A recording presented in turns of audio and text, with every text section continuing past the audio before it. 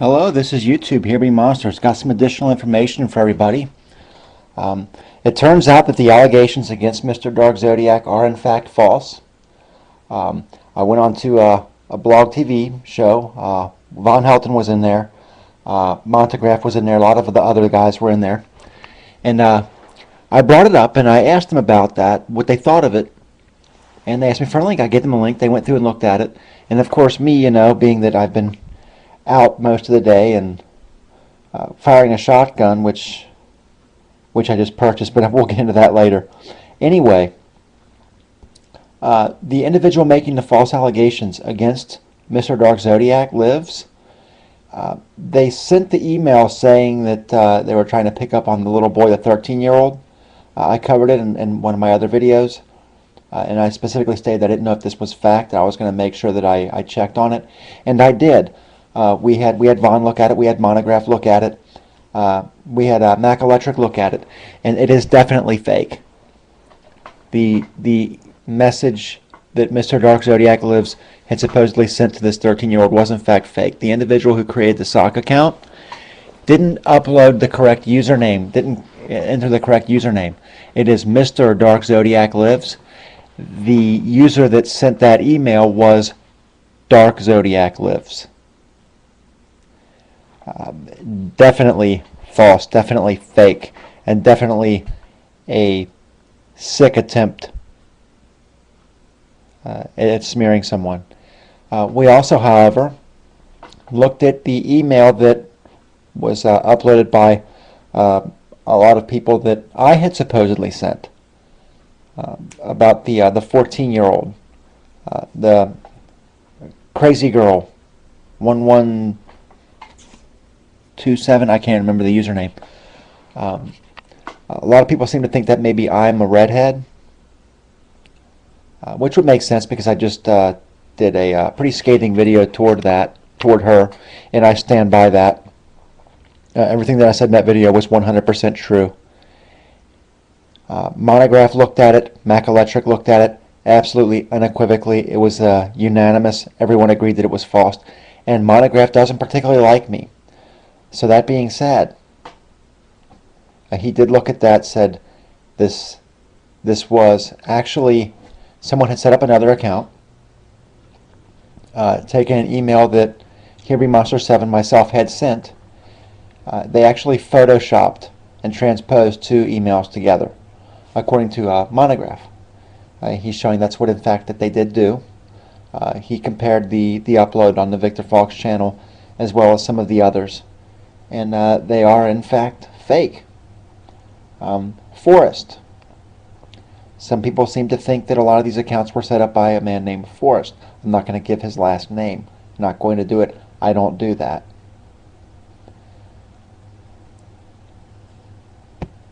I definitely just wanted to come on and post that information because I really don't want people thinking I took that video down. Actually, I didn't take the video down, but I posted a comment on it. The video where I mentioned the false allegations against Mr. Dark Zodiac, I think I'm actually going to take that down right now, or I think I may actually just put in the description field what happened here, so that other people can log on. If they look at that video, they can see how certain people behave online. I think I can use it as a good learning tool, so to speak, just to give people examples of some of the things they can expect. And once again, to strongly urge people to pay attention to what their children are doing online. This is YouTube Herebemonsters. Glad we were able to get to some truthful conclusions in all this. You guys have a good afternoon, or I'm sorry, evening, whatever. I'm sure I'll be back relatively soon.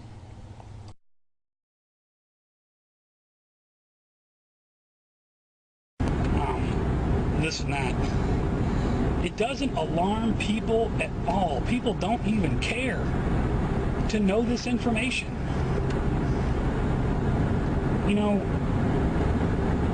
Let's go back to school. What I was taught in school, and I was a fucking knucklehead in school, I'll admit that.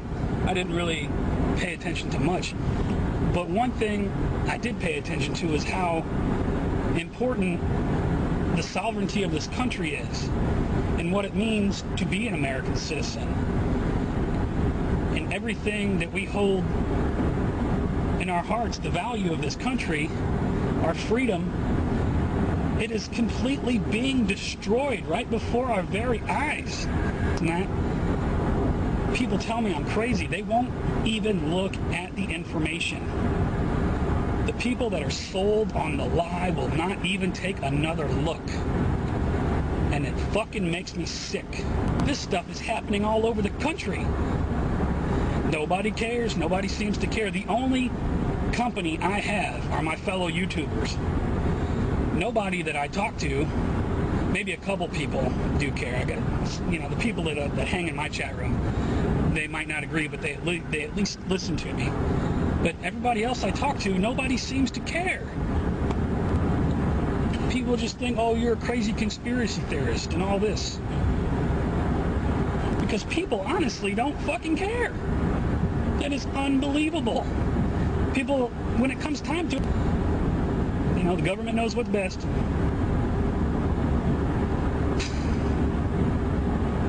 People have forgotten what it means to be an American, to be a citizen of this country.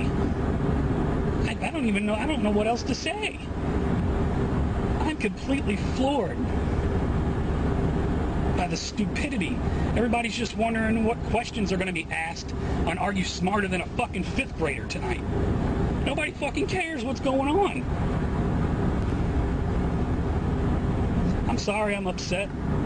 I have very good reasons to be upset. I will report anything I see. And to the people who don't care about this information, go ahead and leave me a negative comment. I will leave it there because that shows how stupid you are. That's it. Sam Walton's Walmart was an American company, but something's changed. Today, Walmart is the #1 importer of Chinese goods. Walmart drives American companies to shut down plants and move manufacturing to China. And every day as our trade deficit grows and good-paying middle-class American jobs are shipped overseas, Walmart in China gets stronger. America gets weaker. Walmart, it's just not American anymore. Go to wakeupwalmart.com and tell Walmart it's time to be American again. So what happens after all these natural resources are turned into products? Well, it moves here for distribution. Now, distribution means selling all the toxic contaminated junk as quickly as possible. The goal here is to keep the prices down, keep the people buying, and keep the inventory moving. How do they keep the prices down? Well, they don't pay the store workers very much, and they skimp on health insurance every time they can. It's all about externalizing the costs. What that means is that the real costs of making stuff aren't captured in the price. In other words, we aren't paying for the stuff we buy. I was thinking about this the other day. I was walking to work and I wanted to listen to the news, so I popped into a Radio Shack to buy a radio. I found this cute little green radio for $4.99. I was standing there in line to buy this thing, and I was thinking, how could $4.99 possibly capture the cost of making this radio and getting it into my hands? The metal was probably mined in South Africa. The petroleum was probably drilled in Iraq. The plastics were probably produced in China. And maybe the whole thing was assembled by some 15-year-old in a maquiladora in Mexico. $4.99 wouldn't even pay the rent for the shelf space it occupied until I came along, let alone part of the staff guy's salary who helped me pick it out, or the multiple ocean cruises and truck rides pieces of this radio went on. That's how I realized I didn't pay for the radio. So who did pay? Well, these people paid with the loss of their natural resource space. These people paid with the loss of their clean air, with increasing asthma and cancer rates. Kids in the Congo paid with their future. 30% of the kids in the Congo now have dropped out of school to mine coltan, a metal we need for our cheap and disposable electronics. These people even paid by having to cover their own health insurance. All along this system, people pitched in so I could get this radio for $4.99. And none of these contributions are recorded in any accounts book. That's what I mean by the company owners externalize the true costs of production. And that brings us to the golden arrow of consumption.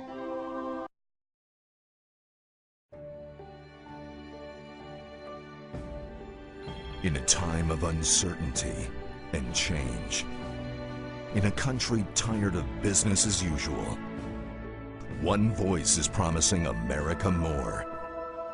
Walmart. Save money, live better. Save money, live better. Live better. Live better. Live better. Walmart. It's a tale of ambition and market research. The story of what happens when a small discount store grows up to become the world's largest retail corporation, and old ways of doing things get tossed aside.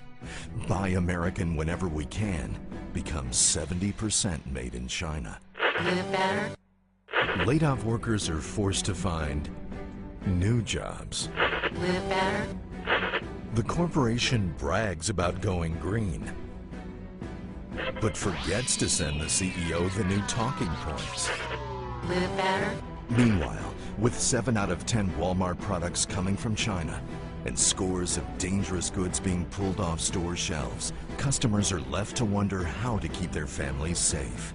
This year, join WakeUpWalmart.com as we take a look at whether Walmart's way of doing business is making your life better. Are you living better yet?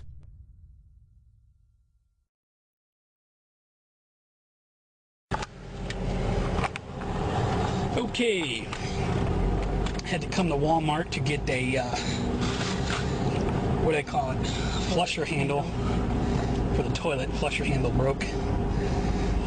Old metal rusty rod inside the toilet finally snapped in half, so had to come get that.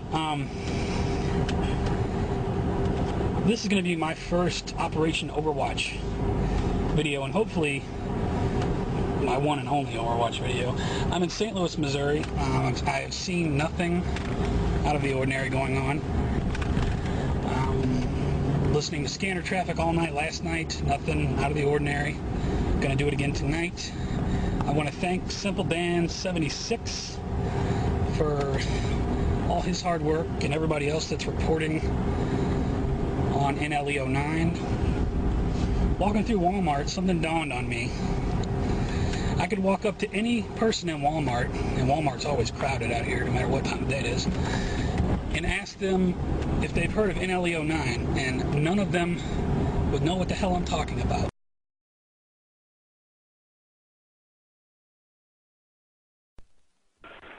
These South China factory workers range in age from 12 to 13 to 16 years old.